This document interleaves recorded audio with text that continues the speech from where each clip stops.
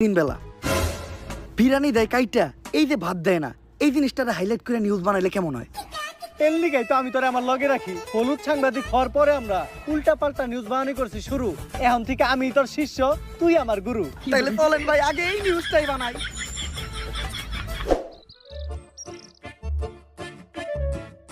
Sir sir sir দাঁড়ান, একটু দাঁড়ান।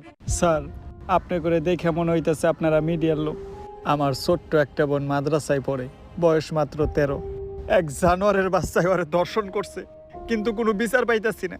মিডিয়াই তো এই দেশের সব থেকে বড় শক্তি। স্যার, আপনারা এই বিষয়টা নিয়ে একটা নিউজ করেন, যাতে আমি আর আমার বোন ন্যায্য বিচারটা পাই। আরে বেটা, এটা কি কোনো বিষয়? দর্শন তো এই দেশে প্রতিদিনই হয়। ইরানে নিউজ করার কি আছে? ট্রেন্ডিং কোনো বিষয় থাকলে কও, যেটা নিয়ে নিউজ করলে লাখ লাখ ভিউজ আইবো। এক কাজ করো, কেক বানাও আর নাইসে নাইসে কেক বিক্রি করো। এই নাও আমাকে কাট, যদি এটা আসলেই করো তাহলে যোগাযোগ করো, আইহানিয়া ভিডিও বানাই দিয়ে দাও।